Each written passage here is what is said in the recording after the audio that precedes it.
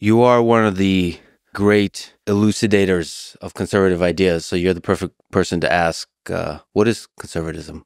What's your, let's say, conservative vision for America? Well, actually, this is one of my criticisms of the modern Republican Party and direction of the conservative movement is that we've gotten so good at describing what we're against. Right? There's a list of things that we could rail against: wokeism, transgender ideology, climate ideology, COVIDism, COVID policies, the radical Biden agenda, the radical Harris agenda, the list goes on. But actually, what's missing in the conservative movement right now is what we actually stand for. What is our vision for the future of the country? And I saw that as a deficit at the time I started my presidential campaign. It was in many ways the purpose of my campaign, because I do feel that that's why we didn't have the red wave in 2022. So they tried to blame Donald Trump. They tried to blame abortion. They blamed a bunch of individual specific issues or factors. I think the real reason we didn't have that red wave was that we got so practiced at criticizing Joe Biden that we forgot to articulate who we are and what we stand for. So what do we stand for as conservatives? I think we stand for the ideals that we fought the American Revolution for in 1776.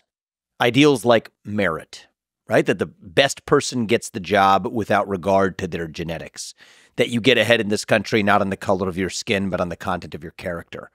Free speech and open debate, not just as some sort of catchphrase, but the idea that any opinion, no matter how heinous, you get to express it in the United States of America.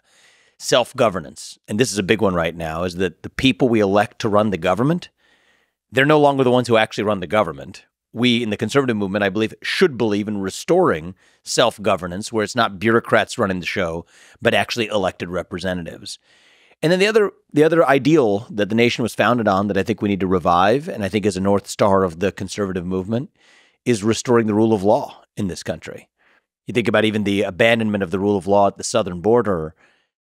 It's particularly personal to me as the kid of legal immigrants to this country. You and I actually share a couple of aspects in common in that regard.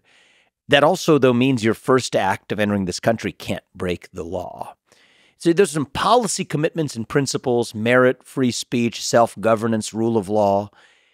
And then I think culturally, what does it mean to be a conservative? Is it means we believe in the anchors of our identity in truth, the value of the individual, family, nation, and God, beat race, gender, sexuality, and climate, if we have the courage to actually stand for our own vision. And that's a big part of what's been missing. And it's a big part of not just through the campaign, but through, a lot of my future advocacy. That's the vacuum I'm aiming to fill.